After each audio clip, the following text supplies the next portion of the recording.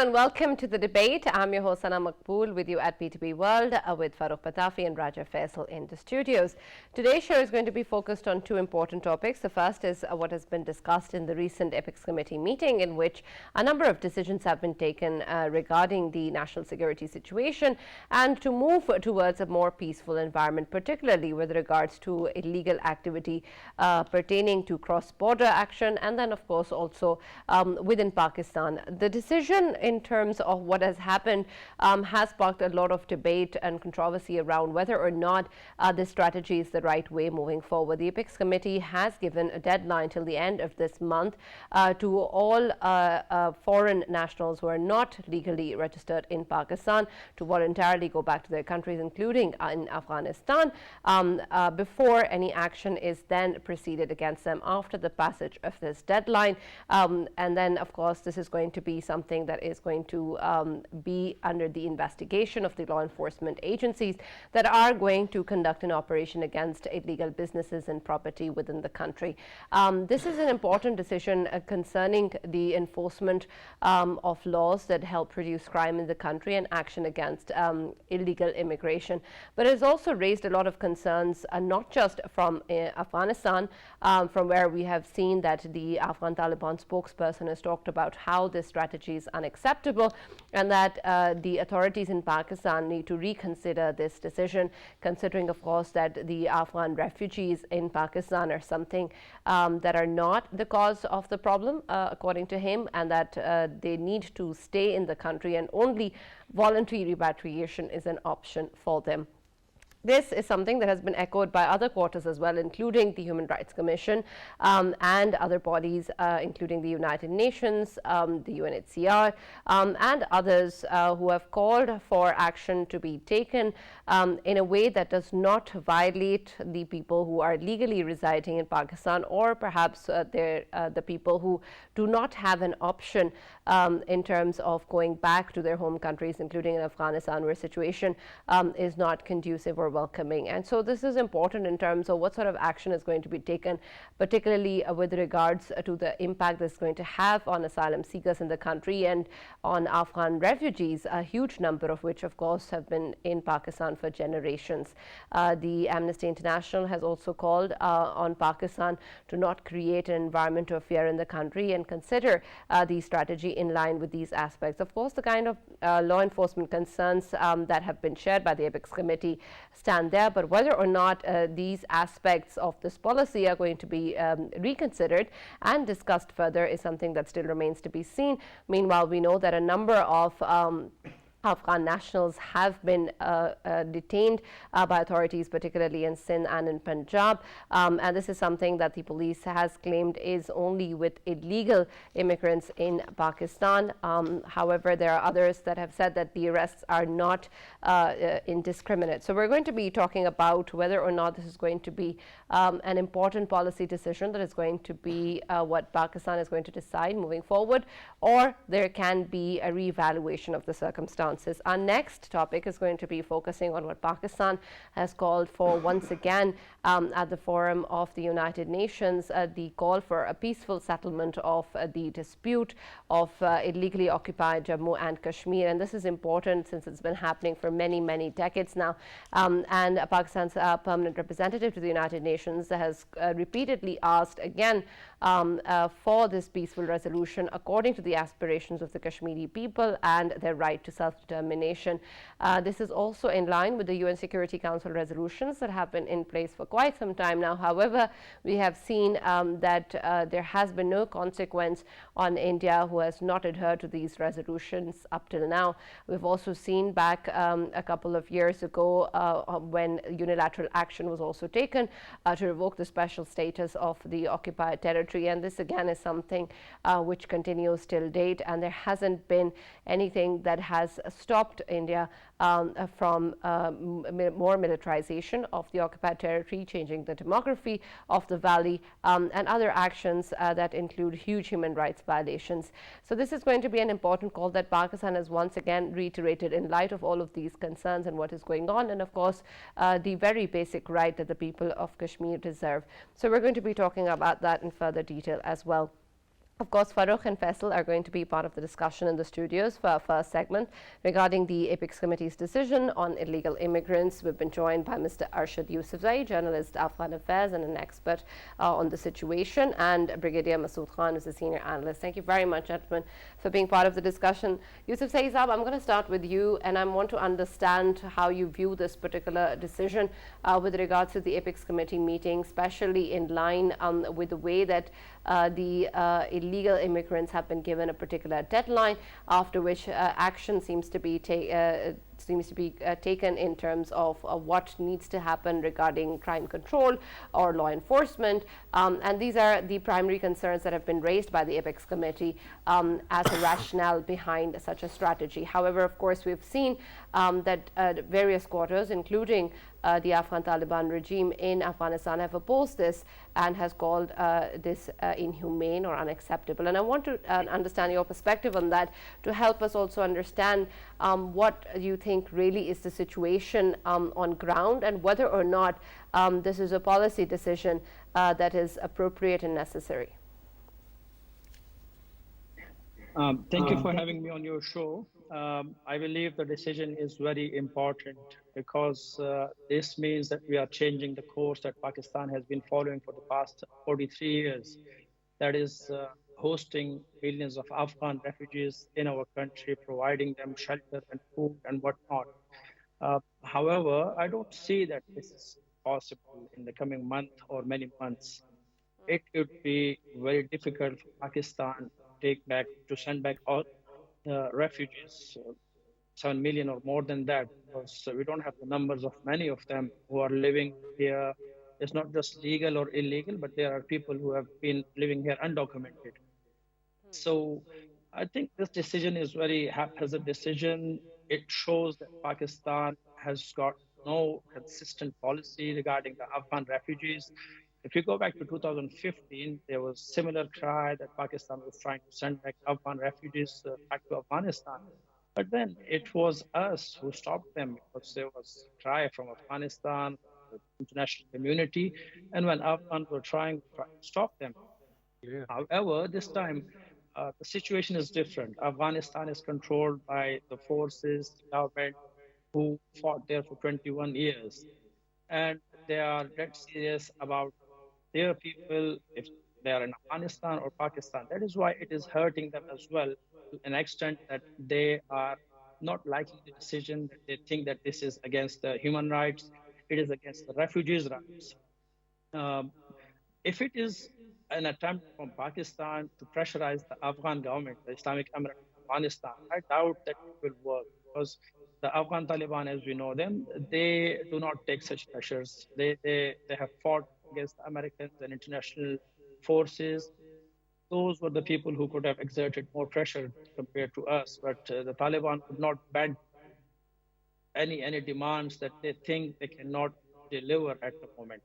So I think this would be very difficult for Pakistan to deliver on this. It would be not possible to send back all the refugees in 1 month or even months. All right. Masood Saab, I want to understand, and we'll talk about whether or not practically this strategy will be possible or not, and given the time frame that is there. But I want to understand, irrespective of that, the decision taken in terms of curbing illegal activity in Pakistan. How do you view this decision in terms of making sure that this is something that the law enforcement agencies or the Apex Committee meeting has decided based on moving towards a more peaceful environment and a more secure environment? Do you think that at least to that extent or to that objective, this decision actually helps and benefits us? Thank you, Sana. Assalamu alaikum to everyone. This is, I think, for the first time, some comprehensive policy has been adopted by the government of Pakistan and by all stakeholders, the military as well as the civilians. And certainly, and these decisions, they were taken in the best interest of the country. And these decisions, they have been well received across Pakistan. And certainly, the Chief of Army Staff focus was on the security and protection of the citizens of Pakistan. That is foremost important.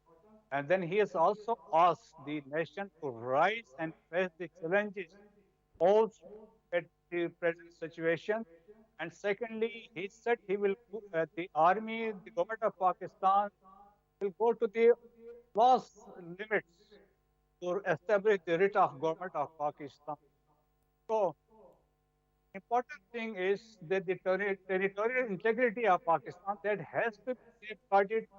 And second, a deadline has been given, that is on 31st October, to illegally those Afghans and others living in Pakistan, and also apprehending and subsequently deporting them.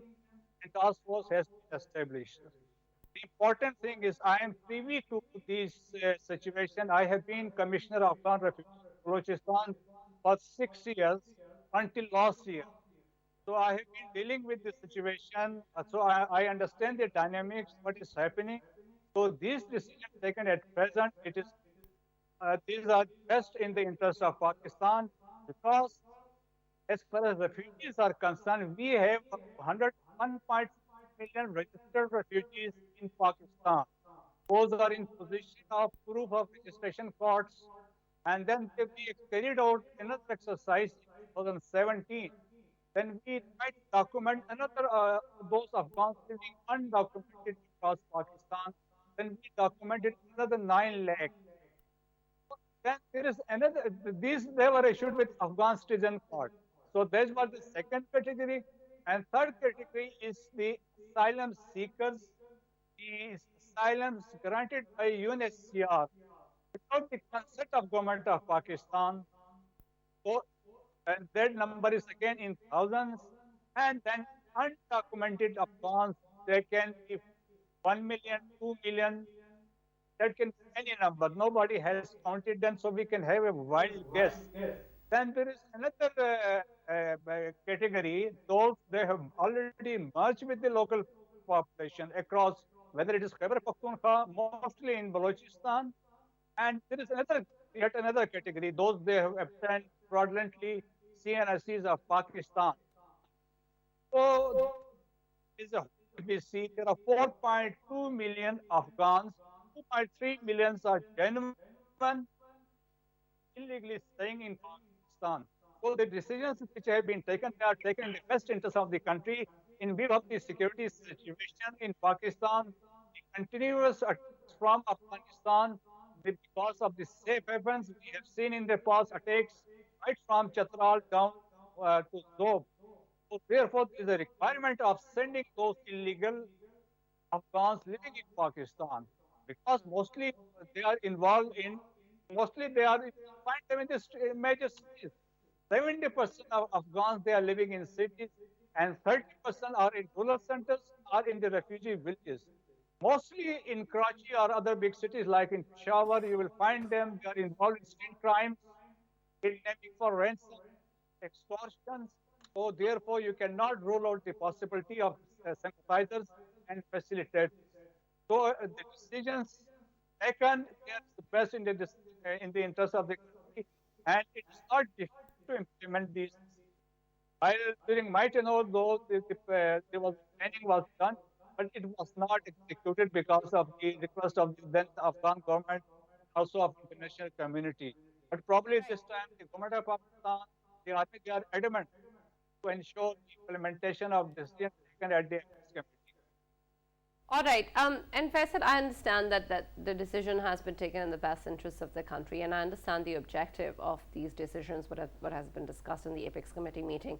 But even though that may be the intent, or that may be the objective of this strategy, I'd also like you to analyze the strategy in itself in terms of its practicality, and also in terms of whether or not it is the best route to achieve what is being discussed, especially in terms of what is being talked about regarding the undocumented nationals, Afghan nationals living in Pakistan. Is there not a way about in terms of helping the process and bringing them under the legal umbrella, or documenting the Afghan nationals instead of giving a deadline and asking them to leave? I just want to understand whether, given the circumstances, given Pakistan's objectives and the situation in Afghanistan, this is the best strategy moving forward. We have organizations such as UNHCR as well who've extended their suggestion that they might also give support in providing documentation. Is that not a route we can explore, and why not? If we talk about the segmentation of the Afghan nationals who are obviously within the borders of Pakistan, Brigadier Masood has brilliantly actually segmentized all of them, and I think nothing could be done better than that. We just need to probe in further. We need to dig in further. Why? Because we need to understand the whole exercise which Pakistan is conducting is only because of one fact, that cross-border terrorism is originating from within Afghanistan and is being transported to and facilitated by the Afghan nationals, and Afghan nationals are involved in it, and obviously almost all of them, they somehow they are living in Pakistan undocumented, and nobody knows, and they've been in the guise of immigrants from and asylum seekers. They have been entering in Pakistan, and they have been conducting all of these activities. And here important is that I was going through the statement of Zabiullah Mujahid, spokesperson of Taliban, and he was saying that we will protest if Pakistan sends them back. Why? Why? I mean, they are your nationals.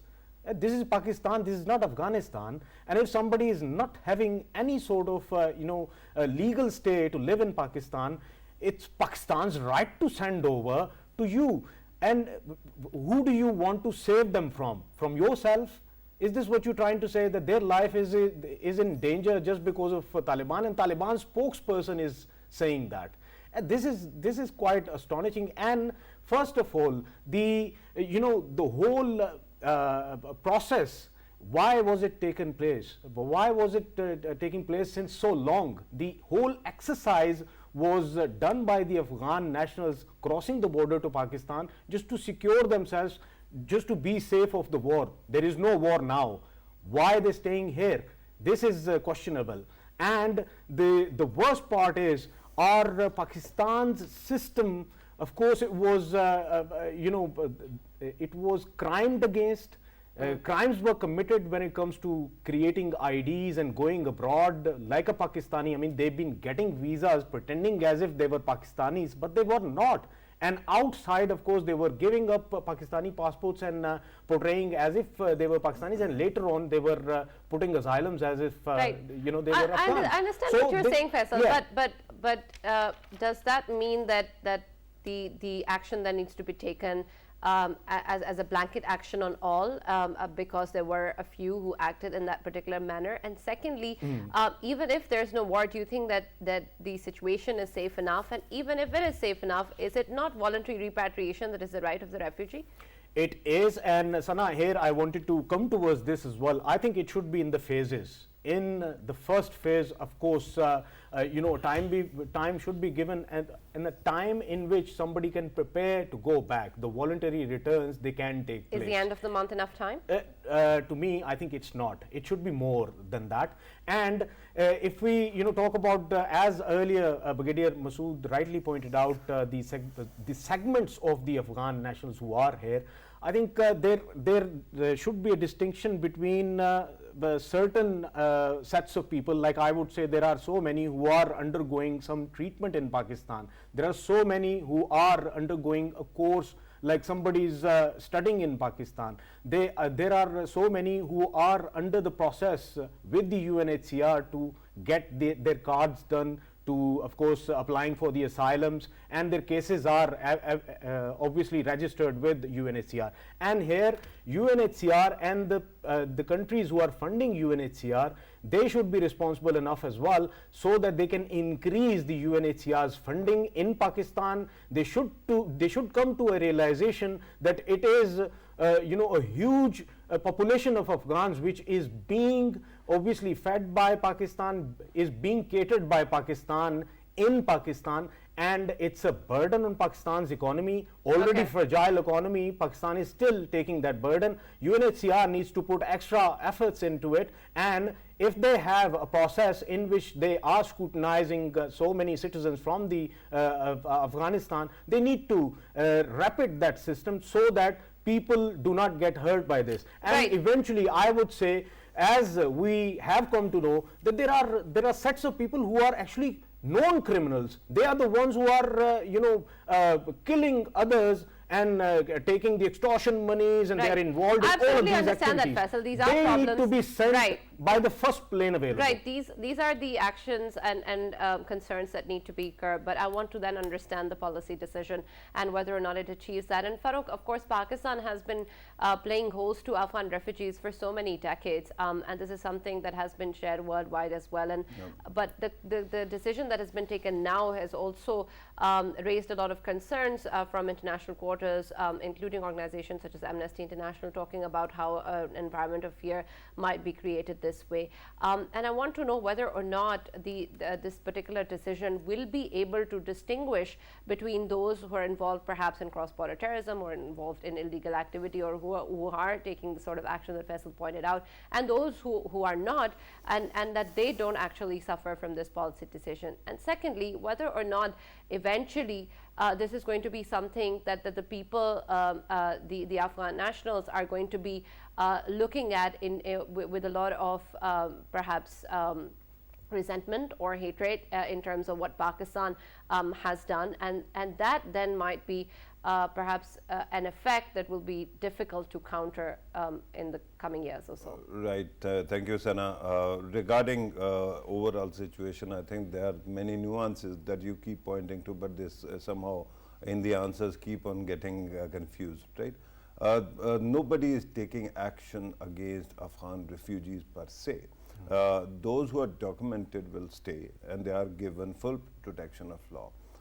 There is another aspect that is important.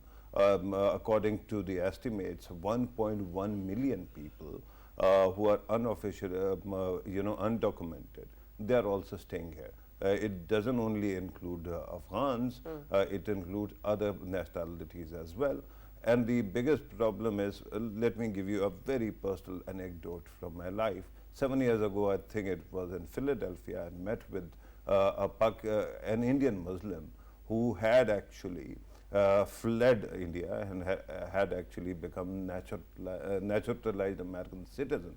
He told me that every year there are truckloads of Indian citizens who come to Karachi and who either seek illegal documentation through illegal means, right?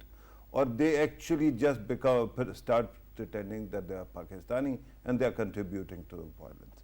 So there are similar kind of many episodes where we have seen that illegal immigrants or residents are there who might be contributing to violence or crime. Having said that, you have to also remember that this is not an ordinary country. Pakistan is a country that has lost more than 80,000 people fighting terrorism. When you are plagued by such horrible experience, and compared to us, Europe, America, Western countries, even India, they keep on raising hue and cry, despite the fact that the number of victims of terrorism there are insignificant, right? But none of them any longer wants to tolerate illegal illegal residents. America has a different policy, but in Europe, what is Fortress Europe about? That anybody, especially in a country where there is so much going on, how can you tolerate a foreigner who doesn't have paperwork, who might be working against the national interest? Why would you tolerate them at all? Something very interesting came up earlier. I heard Yusufzai Saab telling us that perhaps Taliban never take pressure and they have withstood the American action and the Western allies. With due respect, Pakistan is not America. Pakistan is no other country. Pakistan is Pakistan, and sounded to me like a challenge. So Bernie Stinson, one of my favorite characters, used to say, "Challenge accepted." We'll see who actually takes pressure, they or somebody else, right? Regarding illegal immigrants, also there are three layers that are being looked at. And of course, this deadline that you keep on talking about, this deadline I think is fair, because illegal is illegal, right? When you have to actually ask somebody, you have to set up a deadline which is stern and which is firm. So that has been set up. After that, what happens? There are three categories of illegal immigrants. First is journal category, where you might be from any nationality and you are illegal. First action will be taken against them. The second one, of course, against Afghan citizens who are here, who are squatting here without any legal permit or any documentation at all. The third one is, there is such an object called a proof of residence document, right? Usually, a proof of residence certificate is issued, and it is considered thought that out of 1.1 million, 700,000 Afghan people are living in Pakistan whose proof of residence has expired. So that kind of you have the footprint where exactly they might be, but they are not renewing their documentation. So it isn't that difficult to actually ferry them out of the country as well.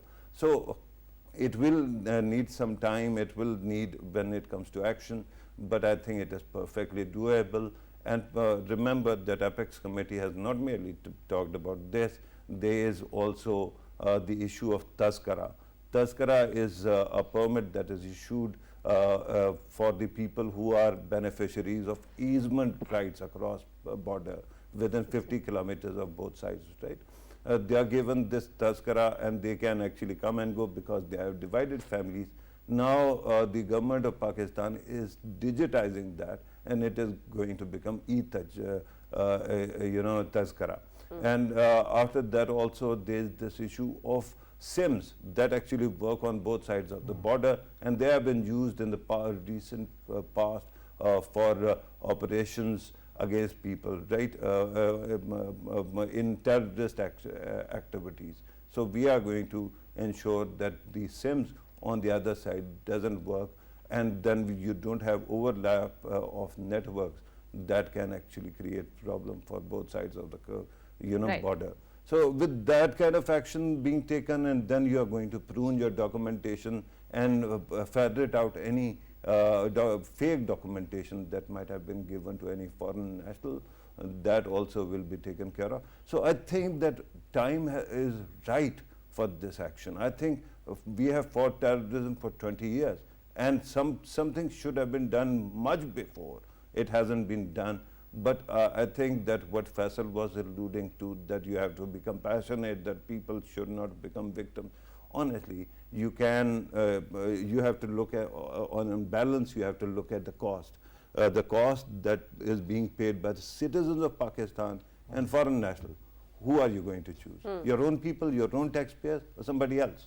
So this is a simple equation. Right, Yusufzai Sahab, the aspects with reference to cross-border movement and counter-terrorism activities is important for Pakistan, and of course important for the Afghan Taliban regime as well. Their commitment towards protecting their soil to be used against any other territory is important, of course. And this is something, of course, that has been taken with regards to ensuring that there is a framework and there is a way forward in which such activities can be controlled. Do you think that at least to that part, this is something that will be able to benefit both the countries, and will be able to take forward an approach in which we can move towards a safer border movement mechanism?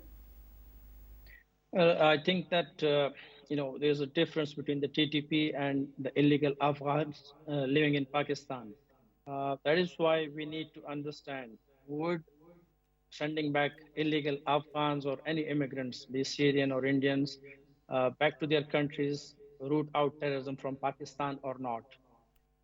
And I think it would not, because in my understanding, TTP is overwhelmingly consisted of Pakistani terrorists who are fighting against the Pakistani state, killing our civilians and forces.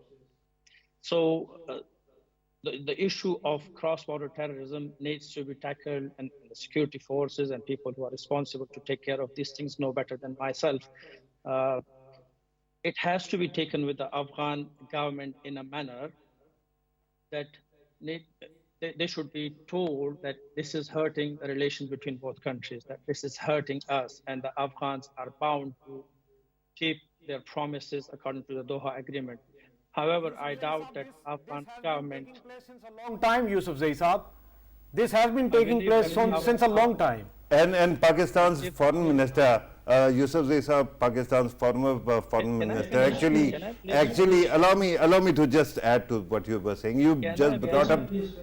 you brought up Doha Agreement, and Afghan Taliban said that Pakistan is not a party to Doha Agreement. It was stated first by Pakistan's foreign minister, and Afghan Taliban reacted. So how would you pressure Afghan government? You already have said that they don't take pressure.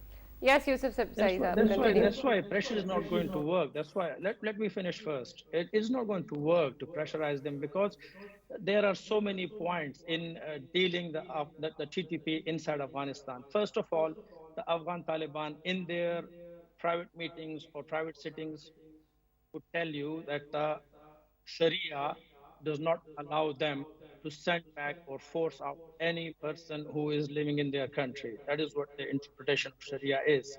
Secondly, these TTP members used to fight against the American forces in Nangarhar and in Cunard and other places alongside Afghan Taliban. So it's like brothers in arms in the fighting time. Now they cannot be removed from their country. There is little possibility that action would be taken against them. Thirdly, when the Afghan Taliban were hiding in Pakistan in the tribal belt, the TTP provided them shelter and cover different places like in Waziristan. So again, that compels the Afghan Taliban not to take any action. And lastly and most importantly, the Afghan Taliban are already fighting the ISK in Afghanistan, and for them to open another account to fight the Right. Yusufzai Pakistani Saab, Taliban. I absolutely understand, and I'm glad you pointed out the concerns that the Afghan Taliban may have. And they may be brothers in arms with organizations such as the TTP, but they are now, of course, the de facto regime in Afghanistan.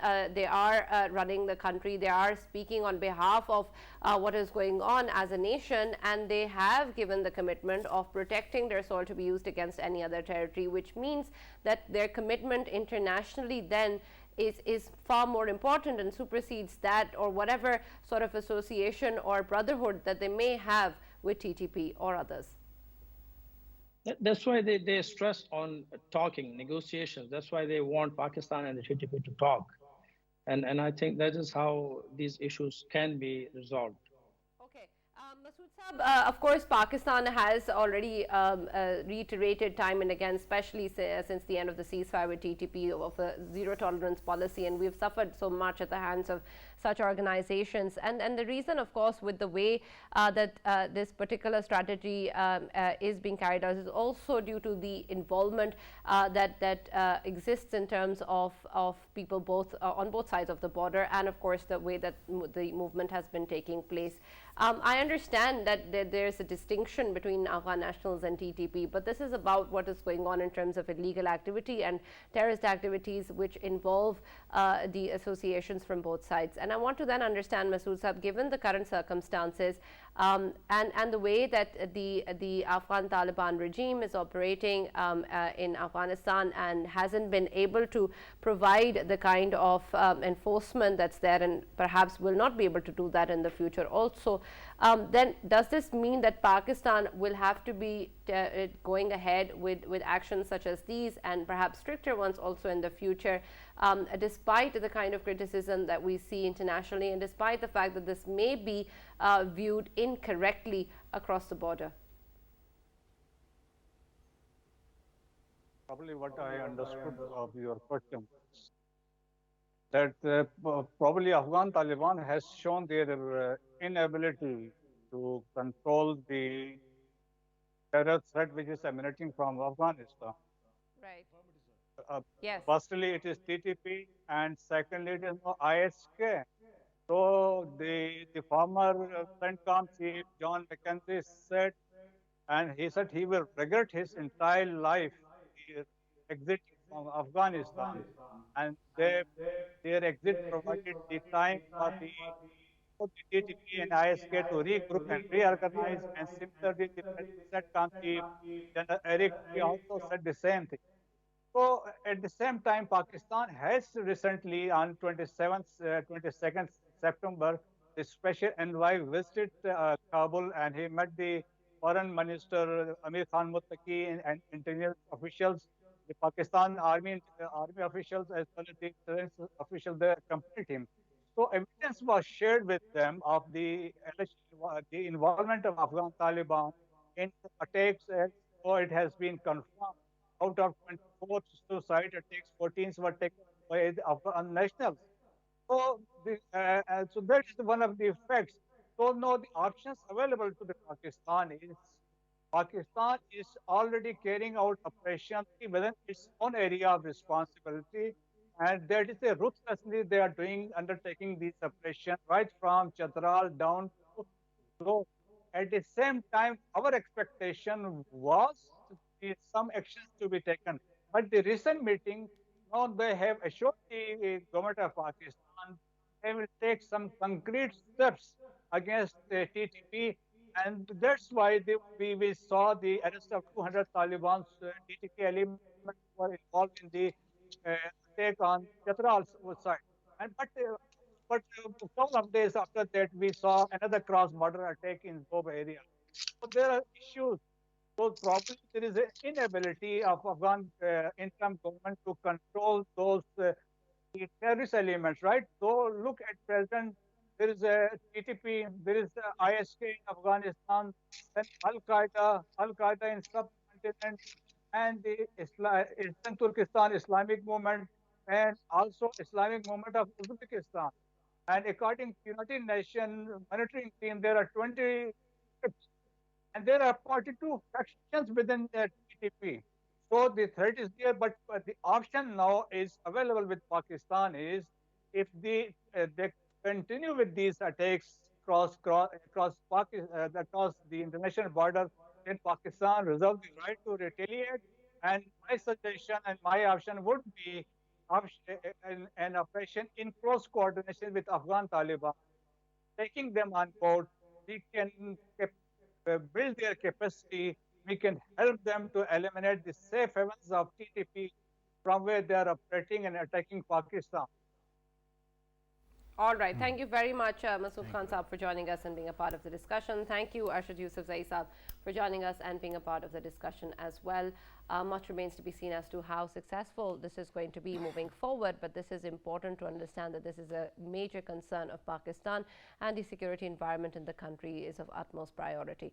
Our next segment is going to be focusing on the peaceful resolution of the Kashmir dispute. It has been going on for way too long and we've had UN Security Council resolutions in place, but despite that, there hasn't been any success in terms of helping the situation in which we find the residents of Kashmir and of course the kind of violations that exist there and their basic right of self-determination that hasn't been given to them in generations.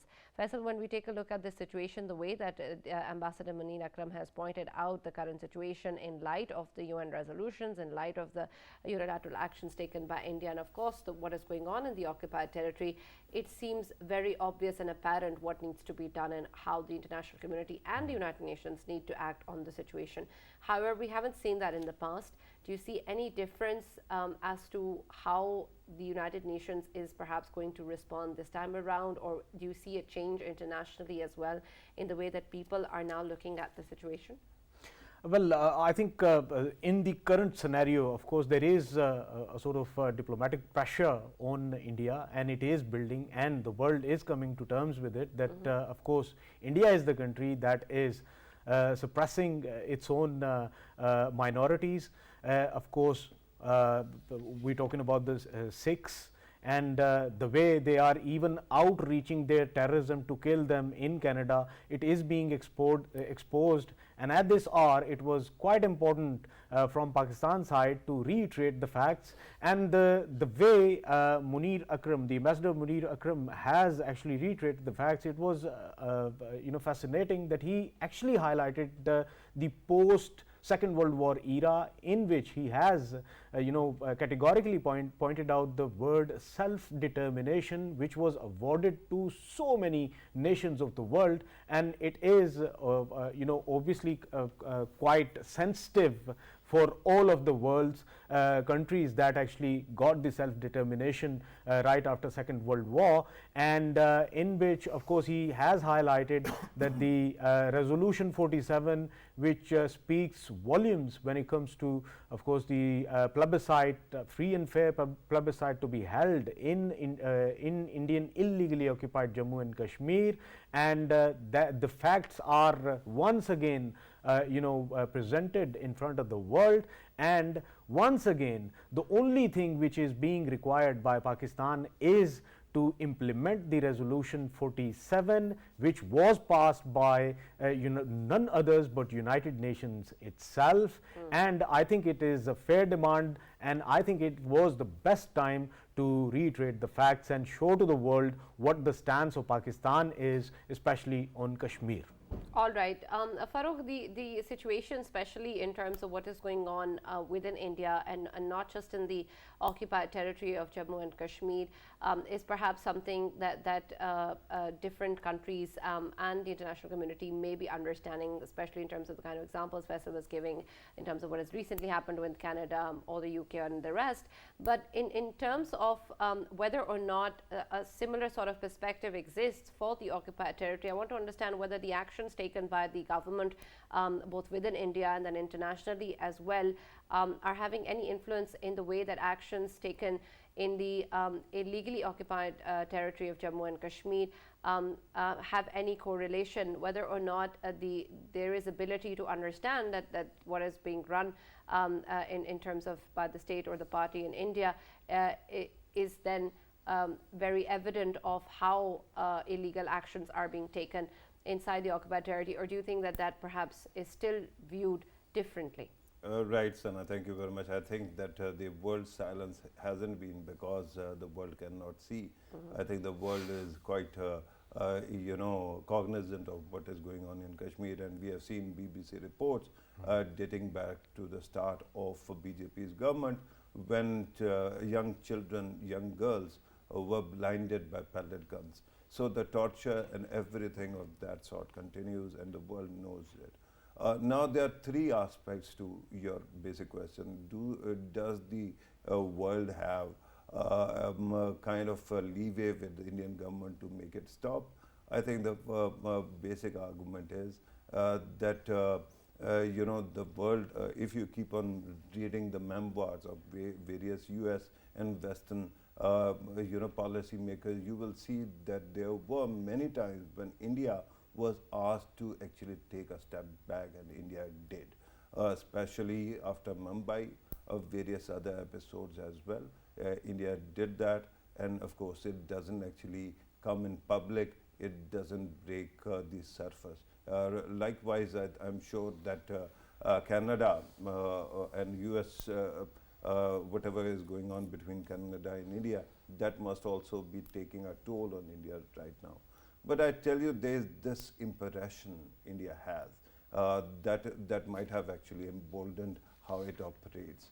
The first aspect is that India might be actually inhaling its own propaganda, that you have become indispensable against the war against China, right? And I remember it actually takes me back to a very interesting episode of our own experience. Immediately after Cold War, by 90s, it was clear that Pakistan has won America and West a Cold War, right? And at that time, it was thought that in reconstruction, Pakistan will play a very major role. But Pakistan somehow inhaled its own propaganda that we have become indispensable. And then they started two things. One, because our People's Party and PMLN were fighting all the time. At that time, because of this fight, there was this negative impact that the voices got out, and the world knew that dissent is being cracked down upon, right? And then along came Kargil, and at that time, the think tanks, I remember that Najm Sethi and Hussain Haqqani were imprisoned and all, and American think tanks actually, before Kargil, they had a protester where they actually stated this in public that Pakistan needs to stop this crackdown. But what happened after that? Because Kargil happened, immediately there was a flip. And those who used to call Pakistan their allies suddenly started calling India a strategic partner. Right? Similarly, India might actually be projecting this idea. There's this Russian FBI, Russian KGB agent Defecti, who had actually given an interview. His name is Yuri Bezemov. That if you want to, take over your enemy, you have to demoralize them. So what you do is you propagate that you and we are not equal, that we are winning and you don't stand a chance. So India kept on actually projecting this, that now it is inevitable that India will be a partner in the West as well. But the problem is now West has started asking a question. Right. The think tanks are asking a question that if it is a partner, why don't they share the same values? So I think what Pakistan went through, India is going through. Okay. And because it is so inflexible, the West will finally cut India loose. And I can tell you one thing. I think as a student of history, the bullies on both sides of our border, they should realize that the time for their accountability has come. You can either shoot the messenger or then face the music. Okay. You are going to face the music no matter what happens. But when? Yeah, It Sana, will start tomorrow. Sana, one-liner. Yes. One-liner. Quickly. I would fully agree with I reserve Farrukh. the right to have a Exactly. one sentence in the end. I would fully agree with Farrukh when he says whatever we did and of course whatever we got out of it Right. in terms of 20 years of war on terror, and it was the same extremism which once persisted in Pakistan and we fought against it. But we'll see whether This is the there's a time. lesson learned This or is the not. time for India. India's extremism is thriving in today's India. India will eventually. All right. No, One I line just is up. want to Yes. very quickly qualify this. Pakistan finally confronted it, right? India's TTP actually took over the state. Took over the stage. All right. That's all that we have from the debate. We'll now see you tomorrow.